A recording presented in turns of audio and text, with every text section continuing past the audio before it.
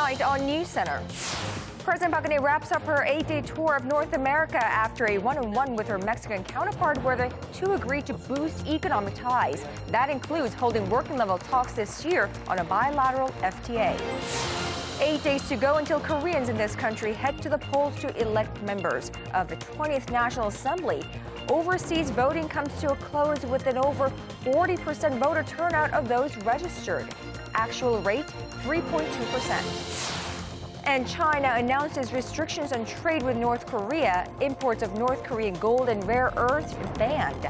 Exports to the north of jet fuel and products used to make rocket fuel banned. NewsCenter begins right now.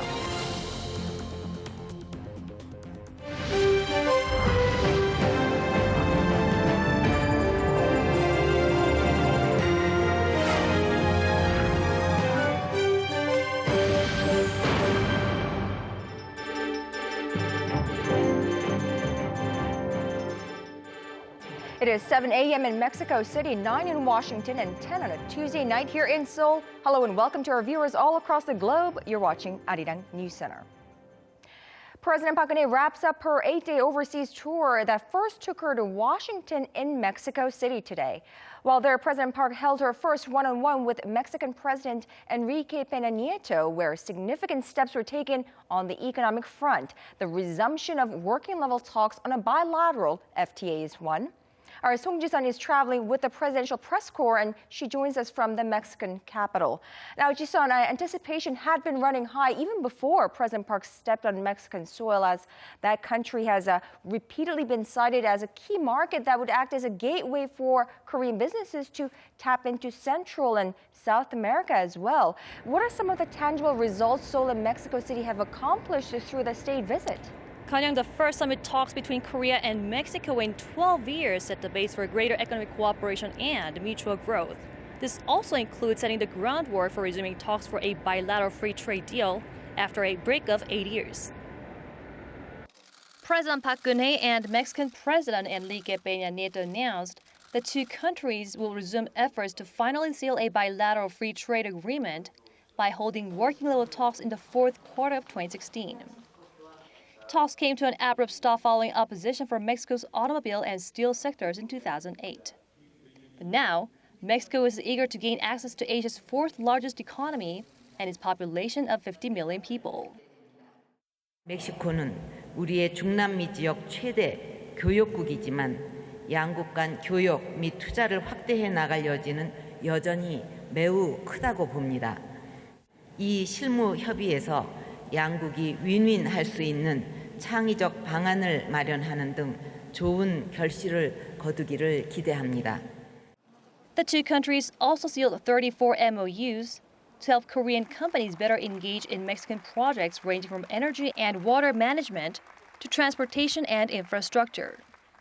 A business forum and one-on-one consultations were held on the sidelines of the summit to give Korean business leaders the opportunity to speak with local buyers. Korean startups fostered at Seoul's new innovation centers were among the companies that sealed deals worth $86 million at the event. On the business front, companies from both countries will be able to strengthen their collaborations through this economic cooperation agreement. As Mexico has always advocated nuclear non-proliferation, Peña Nieto also stressed that Mexico will not tolerate nuclear development or testing by any country in order to safeguard the peace and security of the world. Wrapping up her 8-day of trip where she was heavily involved in nuclear diplomacy in Washington and sealing deals for future growth here in Mexico, President Park will soon board a plane home. She will arrive in Korea on Wednesday. Back to you, Gwangju. As will you, Ji-sun. Great coverage throughout the presidential tour. Our Song Ji-sun reporting from Mexico City. Now, zooming in on the two leaders' agreement to restart free trade talks. If and when the deal is finalized, the FTA would prove to be greatly beneficial for both countries. For Korean businesses, it would mean a breakthrough in exports. Our Kim Min-ji tells us why.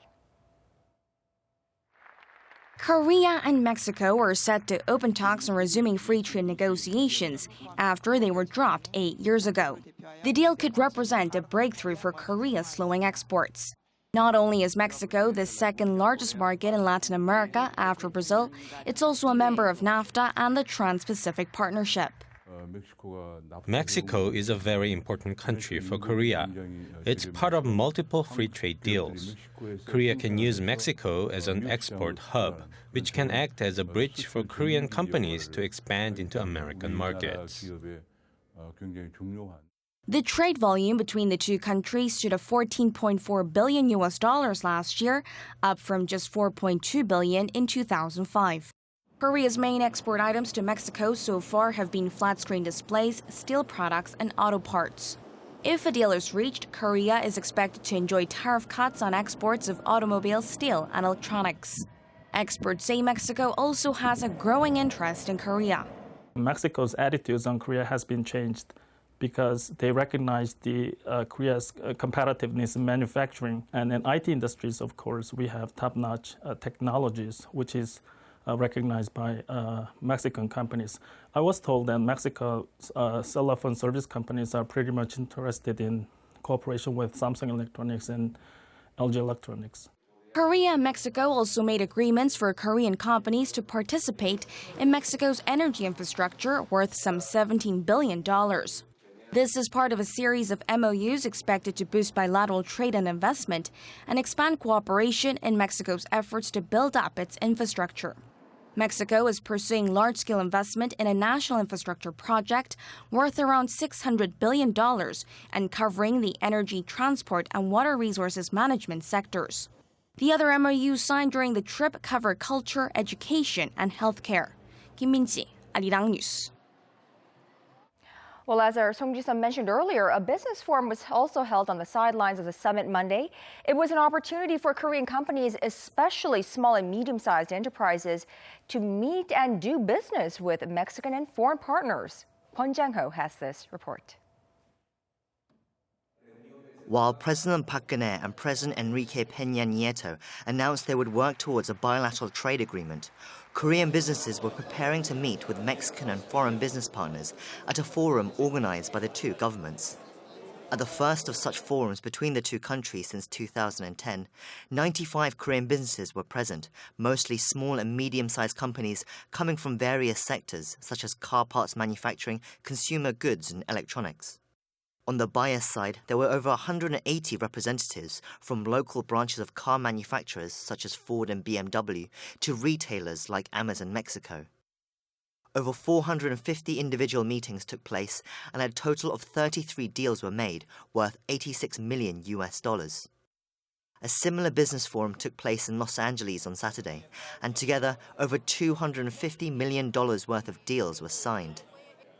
The forums have been considered a success at championing SMEs and startups that have received support from the Korean government through its Creative Technology Innovation Centers launched last year.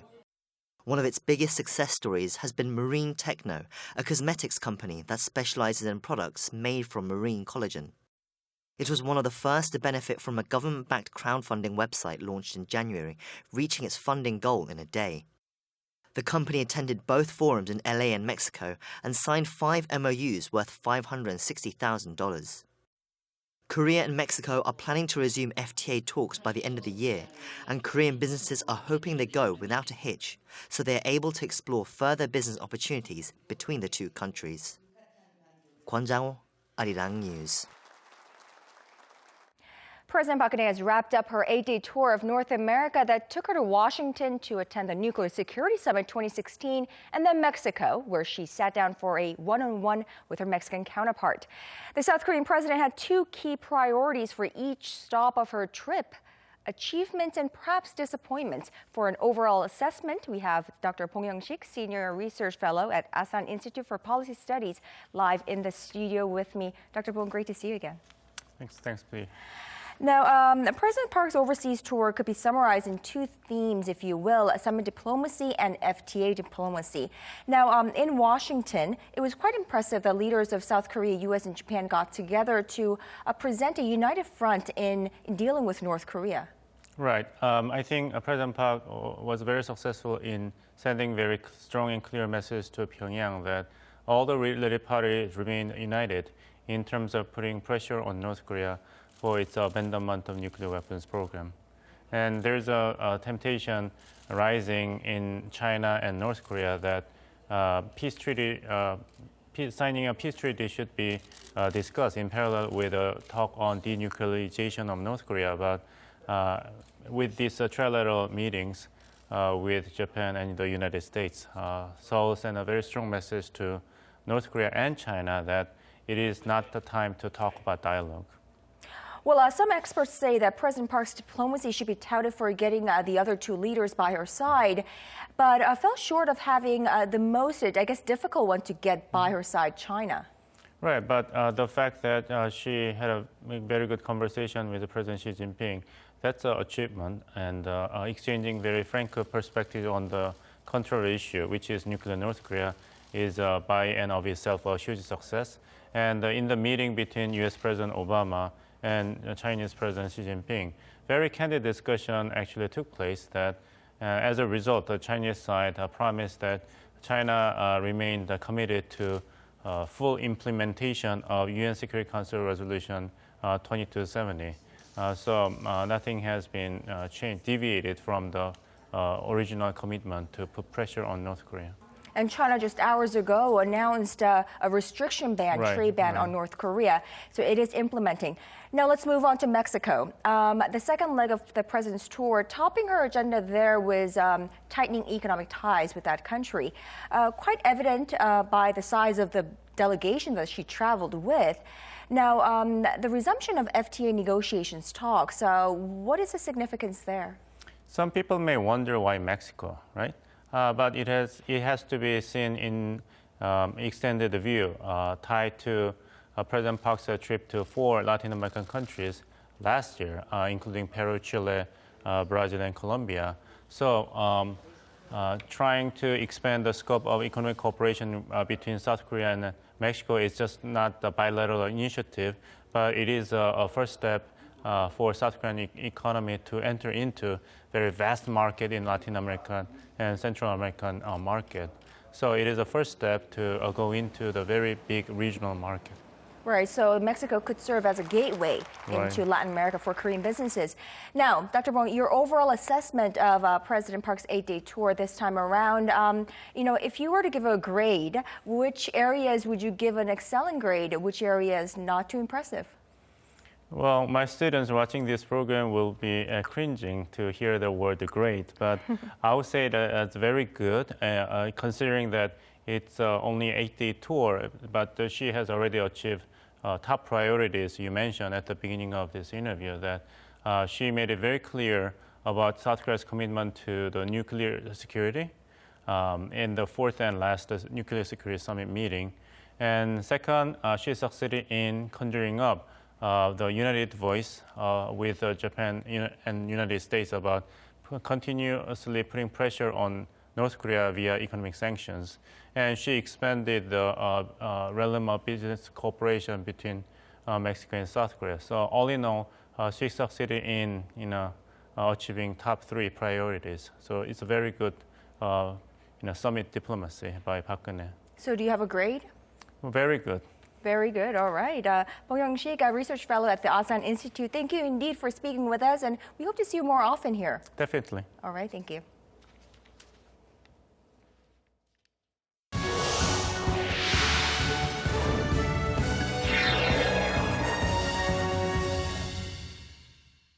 Well, campaigning continues across Korea with just 8 days remaining before the nation heads to the polls to elect members of the 20th National Assembly. Today, candidates and party leaders hit areas beyond Seoul with their eyes and hearts fixed on those swing voters.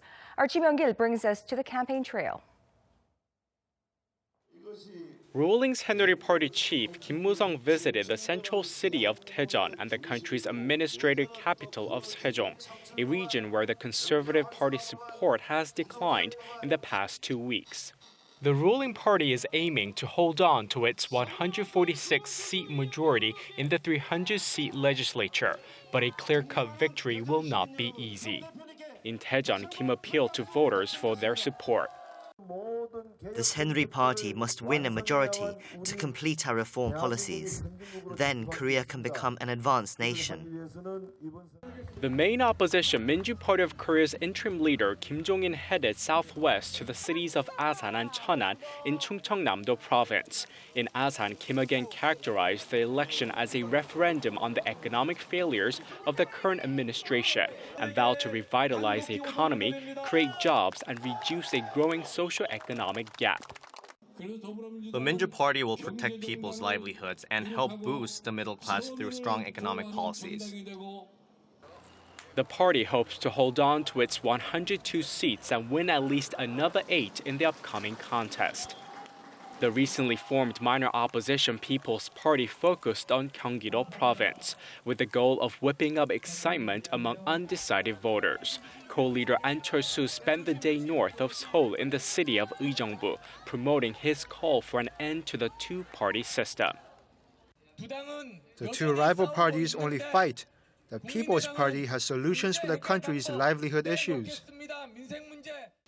The prospect of an opposition coalition has faded now that the National Election Commission has printed the ballots. The candidates could still form alliances, but the names of their rivals will still appear on the ballot. The idea to field single candidates was floated by the Minju Party, but rejected by the People's Party, which claimed its liberal counterpart had no intention of joining hands on equal terms. Kim Young-gil, Arirang News. While the candidates continue to hit the pavement, the first batch of votes have already been casted. The 6-day overseas voting period, which began last week, officially wrapped up Monday evening at polling stations around the globe. The turnout rate higher than 4 years ago. Shin Se-min has more. 41.4% of Korean voters living outside the country have voted for their candidates in the 20th parliamentary election. Korea's National Election Commission said Tuesday that 63,797 people participated in the 6-day voting session that was carried out at 198 polling stations in 113 countries around the world. Compared to the 19th general election, that's about a 13% jump in the overseas voter turnout rate. But compared to the total 1.9 million eligible Korean voters living abroad, those who turned in a ballot only account for 3.2%. Breaking it down by region, the largest group of overseas voters are from Asia, marking up nearly half of all overseas voters, followed by those in the Americas and Europe. Korea's election watchdog says this year's higher turnout rate can be attributed to more polling stations and an easier registration process, which allowed more citizens to participate. All of the early ballots casted from overseas will arrive in Korea by Saturday for certification by the NEC. Then they will be distributed to their corresponding electoral districts once vote counting begins after the polls close on April 13th. But before then, another batch of early votes are being casted by Korean fishermen and sailors at sea. They're allowed to send in ballots via satellite-link fax machines on board their ships during a separate 4-day voting period that ends this Friday. Shin Se-min, Arirang News. We continue our election coverage. Today, we break down the latest polling results in the nation's southwestern Jeolla-do province. Here's our part 3 of our Park Ji-won's 4-part series. Korea's southwestern Jeolla provinces and the nation's southern resort island of Jeju are traditional liberal strongholds. There are 31 seats up for grabs, and that's about 12% of all 253 National Assembly seats. Back in 2012, the predecessor to the main opposition Minju Party took 19 of 22 districts in Jeolla-do. The conservative ruling Saenuri Party couldn't even secure a single seat in the region. But it won't be an easy election for the opposition this time around, with the minor opposition People's Party in the picture. A significant amount of voters in the region, fed up with the constant feuds within the main opposition party, are turning away from the Minju Party and opting for the liberal newcomer. Recent opinion polls show that the People's Party is on course to win 16 of the 20 districts in the province, with the other 4 shaping up to be very tight races, due mainly to the division on the liberal side, with some exceptions. One exception is Gwangju B district in North Jeolla province, where the ruling party's Chung Eun-chan is in a close contest with candidates from the 2 opposition parties. Another neck-and-neck race is in Jeju-C district, where Minju Party lawmaker Kim Seung-ju is competing with veteran politician and former presidential candidate Chung Dong-yang, who is now on the People's Party ticket. The gap between the 2 candidates is just 0.3 percentage points, and the poll results keep changing. In Gwangju, the biggest city in the region and known for its democratization movement back in 1980, candidates from the main opposition party took 6 out of 8 districts 4 years ago. But the People's Party is already making a strong showing in the city, with recent polling suggesting that 7 out of 8 districts could go to candidates from the new party. For example, in Dongnam B district, current 3-term lawmaker Park Ju-san, who joined the People's Party early this year, is edging out Minju Party lawmaker Lee Byung-hun. On Korea's resort island of Jeju, the main opposition party has taken every parliamentary seat for the past 12 years. But that could change this year, as 2 out of the 3 districts are expected to be extremely close races. Park Ji-won, Arirang News.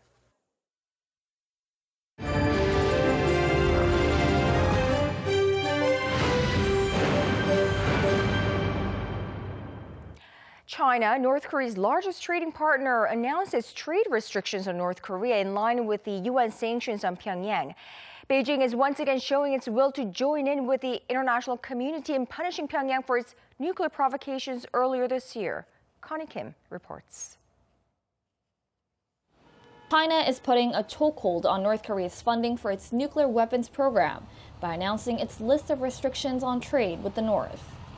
China's Commerce Ministry on Tuesday put restrictions on North Korean rare earth minerals, coal and gold imports, as well as sales of jet fuel and other oil products to make rocket fuel. There will be exceptions on North Korean coal and iron trade if they are imported for civilian use. North Korea is expected to suffer a huge blow from China's sanctions, as Beijing accounts for nearly 90% of its trade. This is why China's implementation of the sanctions was viewed to be the most crucial part in pressuring the North when the United Nations Security Council announced its toughest sanctions on Pyongyang in March, punishing the North for its nuclear and long-range ballistic missile tests earlier this year. China had publicly stated many times that it would fully implement the UN Security Council resolution, especially after South Korea-China summit that was held in Washington in March. Now that China has taken the step to increase the pressure on North Korea, the regime will be closely watched to see how it'll respond. Connie Kim, Arirang News. The United States has responded to North Korea's first show of interest in dialogue since the UN's tough new sanctions took effect. Washington is open to talks, though only under certain circumstances. Seoul says the 2 allies are on the same page when it comes to putting pressure on Pyongyang. Kwon So-ah has this report. The U.S. is open to talks with North Korea, according to several U.S. officials responding to Pyongyang's recent remarks suggesting it wants dialogue with Washington. U.S. Assistant Secretary of State for East Asian and Pacific Affairs Daniel Russell says the U.S. has not given up on diplomacy with Pyongyang, but Washington aims to make the regime's leadership realize that there is no possible alternative to credible negotiations on the nuclear issue. According to the senior U.S. diplomat, North Korea should take meaningful steps, namely freeze all of its nuclear activities and make a credible declaration of its past activities. He also suggested Pyongyang follow Iran's path and allow inspections of its nuclear test sites by the International Atomic Energy Agency. Now, despite these conditions, questions here in Seoul are arising about the prospects for U.S.-North Korea peace talks alongside efforts on denuclearization. Seoul's foreign ministry said Tuesday Washington is on the same page. It's not that South Korea and the U.S. have different stances. The door is always open for talks with North Korea. But what's important is that the dialogue has to be sincere. And for that to happen right now, we have to change Pyongyang by putting pressure on it. That pressure meaning the toughest sanctions to date. The ministry said through the actualization of banning North Korean ships from entering foreign ports, enforcement of cargo inspections, and expelling blacklisted North Korean individuals, the UN Security Council sanctions have been showing visible results in the first month since its adoption. Kwon-soa, Arirang News. The so-called Panama Papers has triggered a firestorm of public outcry over the secret offshore dealings of the rich and the powerful. As countries around the world begin to open up separate investigations, the Korean government is also mulling opening up a probe into the 195 Korean names in the files. And what we're learning today, the company at the center of global controversy reportedly kept clients who were subject to international sanctions, including one with links to North Korea's nuclear weapons program. Hwang Ho-jun reports. The biggest data leak in history has led Korea's financial watchdogs, including the National Tax Service and the Financial Supervisory Service, to take action. After it was reported that 195 Koreans were mentioned in the Panama Papers, both institutions said they would look into investigating the matter once allegations of illegal activities were confirmed. However, they gave no details about how an investigation would be carried out. The Korea Center for Investigative Journalism, which has partnered up with the International Consortium of Investigative Journalists, is the only holder of the data regarding the 195 Koreans listed. The KCIJ stated that currently they are not working with any local government agencies, but they are worried about what will happen if and when the government asks them to turn over the data. I mean, this is information that has been acquired through journalistic investigation, and to just give that up to the government, we would really need to thoroughly review that idea. Other facts have come to light since the publication. The Panama Papers included at least 33 people and companies blacklisted by the U.S. government for doing business with drug lords, terrorist organizations, or rogue nations such as North Korea. According to the ICIJ, a British banker set up a secret offshore company that was allegedly used by Pyongyang to expand its nuclear weapons program. Meanwhile, some big names mentioned in the leak, including the president of Argentina Mauricio Macri and football superstar Lionel Messi, were quick to deny the allegations. Messi and his family asserted they are planning to press charges against media outlets that published the leaked information. Hwang Ho-jun, Arirang News. Now shifting our focus, Korea's national debt soared in 2015 from a year earlier to stand at roughly $510 billion. It's raising alarm, but when compared to other OECD economies, that figure still points to the country's relative fiscal health. Our Hwang Ji-hye looks into the numbers. Korea's government debt last year went up roughly $50 billion from the year before to $510 billion. That means each person in Korea now shoulders a debt burden of around $10,000. The figures came as the government confirmed last year's settlement of national accounts during a cabinet meeting on Tuesday. The government also said that the sovereign debt-to-GDP ratio went up 2 percentage points in 2015 from the year before to 37.9%. The amount of national debt has risen as the government has introduced aggressive expansionary fiscal policies to prop up the economy. The government last year injected around $10 billion to rev up domestic demand that was dampened by the MERS outbreak. And while the government is pledging to boost efficiency this year through fiscal reforms, it also says its fiscal health is relatively good compared to that of other OECD countries. As of 2014, the average sovereign debt-to-GDP ratio in the OECD, which includes debt from public nonprofit organizations, stood at over 115%, while the ratio for Korea came in at slightly over 40%. Moody's Investors Service also cited Korea's strong and resilient fiscal health when it upgraded the country's sovereign rating. But experts caution against too much optimism, citing Korea's slowing growth and the rapidly aging population, which is putting extra strain on the welfare system. Gwangju, Arirang News. Arbor Day is celebrated in more than 50 countries around the world. In Korea, it's today, April 5th, that people are encouraged to plant a tree. And all across the nation on this day, Koreans gathered in parks and gardens to turn Mother Earth a bit more green. Kim Jung-soo has this story. Koreans celebrated the 71st Arbor Day on Tuesday, participating in tree planting events throughout various regions of the country. Nationwide, nearly 300 public institutions hosted tree planting ceremonies. According to the Korea Forest Service, over 66,000 people participated in these events, planting an estimated total of 4.6 billion trees. Biodiversity was also taken into account, as the newly planted trees and flowers include the mugunga flower, pine trees, and king cherry trees, among many others.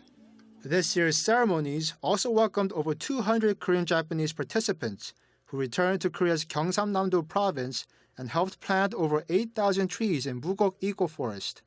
Currently, about 65% of Korea's total territory is covered by forested land. This is a huge improvement from the first half of the 20th century, when excessive logging and aggressive industrial expansions led to forests taking up only 10% of Korean territory.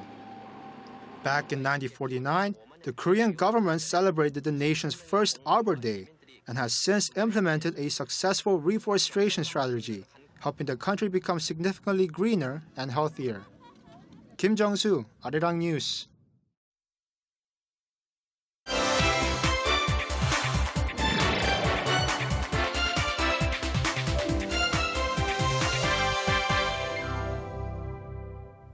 Health authorities in Vietnam say 2 women have been infected with the Zika virus, the first confirmed cases in the country. Bruce Harrison is live in the studio with me. Bruce, definitely raising alarm for those of us living in this part of the world. Have authorities said how these women contracted the virus? No, Kanyang, not yet. And that's maybe the most important question, because if these women haven't traveled abroad recently, that would indicate that there are mosquitoes within Vietnam that have the virus, because the primary way to contract the virus is through a bite by a mosquito.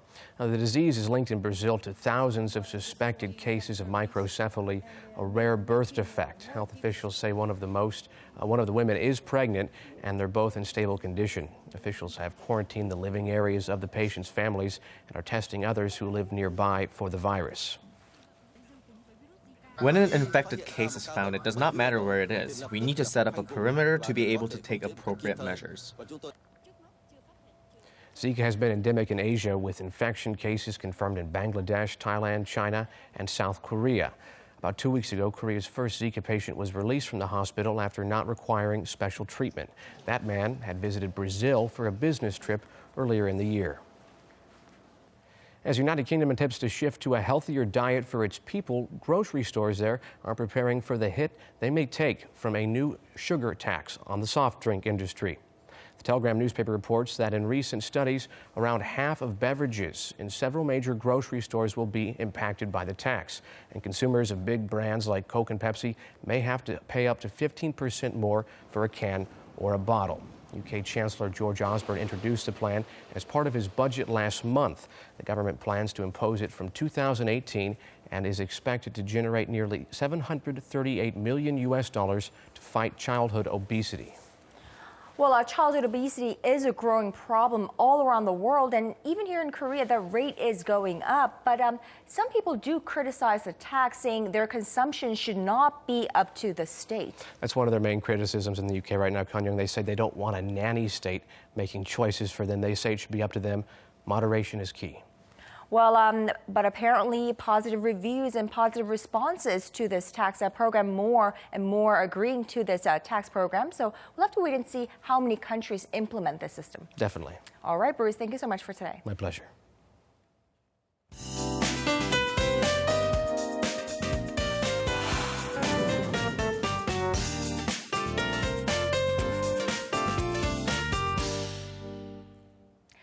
Well, it was one pleasant Arbor Day here in Korea, but here we have rain in the forecast. So let's go right over to our Lee Ji-hyun at the Weather Center.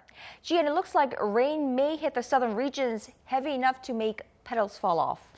Yes, it could for the southern parts of the country. Southern provinces will see rain clouds moving in from the late afternoon before spreading to the entire nation. Jeju and the southern coastal regions will receive massive amount of rainfall, up to 100 millimeters through Thursday, which could come along with thunder and lightning. So if you haven't checked out the spring blossoms in the southern regions, it's most likely to be gone after this round of showers. But in the meantime, upper regions, including Seoul, will see light rain starting tomorrow night. And despite the clouds and rainfall, tomorrow temperatures readings will be even warmer than today, as the daily low will kick off at 7 degrees Celsius in Seoul and Daegu, and Busan and Jeju will kick off at 12 and 13. And as for the daily highs, Seoul will be picking to 22 degrees Celsius, 22 for Daegu as well, while Busan and Jeju will see a high of 18. A typical spring weather pattern will carry on throughout the week here in Seoul, but beware of wide gaps in temperatures from day to night, and be sure to dress accordingly. That's Korea for you, and here's international weather for viewers around the world.